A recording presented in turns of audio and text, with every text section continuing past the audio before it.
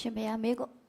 မေးလျှောက်ခွင့်ပြုပါဗျာဟိုအခုခေတ်မှာဆိုလို့ရှိရင်ဗျာဟိုချစ်သူဘဝကနေဖောက်ပြန်တာမျိုးတွေလည်းရှိရဗျာဥပမာသူတို့ချစ်သူနှစ်ယောက်ကတရားဝင်ပေါ့နော်ဒီ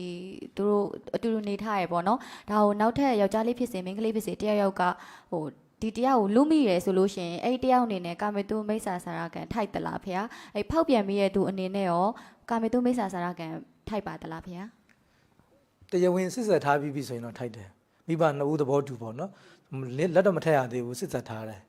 စစ်သက်ထားတယ်ဆိုလို့ရှိရင်သူ့ကိုသိမ့်ပိုက်ထားတဲ့သူဖြစ်နေပြီလက်မထက်ရသေးတာပဲရှိတာလေစစ်သက်ထားတယ်ဆိုရင်ဒါကာမပိုင်ရှိတယ်လို့ပဲခေါ်ရတယ်အဲ့လိုဆိုရင်နောက်ထပ်လူတစ်ယောက်ကလာလူတယ်ဆိုရင်တော့ဒါကာမိတုပ္ပဇာကံထိုက်တာပေါ့ဟို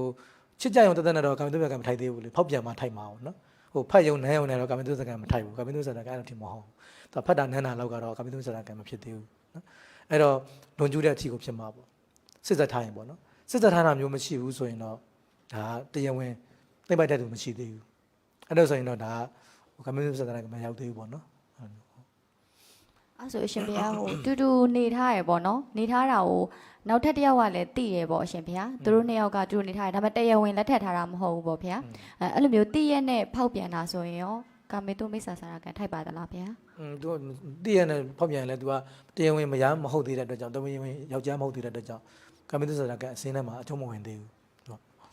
အဲ့ခုနကဟိုရှိသူသမီးသားနှစ်ယောက်ကအတူတူနေတဲ့အခါမှာမိဘတွေကသဘောတူထားတယ်ပေါ့ဒီလိုတချို့ဦးဇင်းတို့နောက်နိုင်ငံမှာဆိုရင်အရွယ်ရောက်လာပြီဆိုရင်မိဘတွေကခွင့်ပြုထားတာလွတ်လွတ်လပ်လပ်နေခွင့်ပြုထားတယ်ဆိုရင်ဒါမိဘတွေကိုယ်တိုင်ကဟိုဒီလိုလက်မထပ်ပဲနဲ့နှစ်ဦးသဘောတူပေါ့နော်နေကြတာကိုသဘောတူတယ်ဆိုရင်တော့ဒါကံမင်းတို့ဆိုင်ကမထိုက်ဘူးပြောရမှာပဲမိဘတွေကအုတ်ထင်းသူရှိပေမဲ့သဘောတူတယ်လေ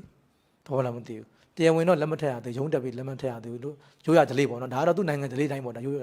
လက်ထက်တယ်ဆိုရင်ခရိယန်တွေဆိုရင်တော့ဒါသူတို့ချက်ကြောင်းကိုသွားပြီးတော့နော်သူတို့ဘုန်းကြီးတွေချင်းမှာဒါပြန်လက်စွပ်တွေပါတယ်စွပ်ပြီးတော့လက်ထက်ကြတာ။မြန်မာနိုင်ငံဆိုလည်းမြန်မာရိုးရာအတိုင်းပေါ့လက်ထက်တာပေါ့။အဲ့လိုမျိုးမဟုတ်ပေမဲ့လည်းပဲမိဘတွေကသဘောတူထားတယ်။နော်ဒီလိုမျိုးနေထိုင်တာကိုမိဘတွေကခွင့်ပြုထားတယ်ဆိုရင်တော့ကာမင်းသမီးဆန္ဒကမထိုင်သေးဘူးနော်အဲ့လိုမျိုး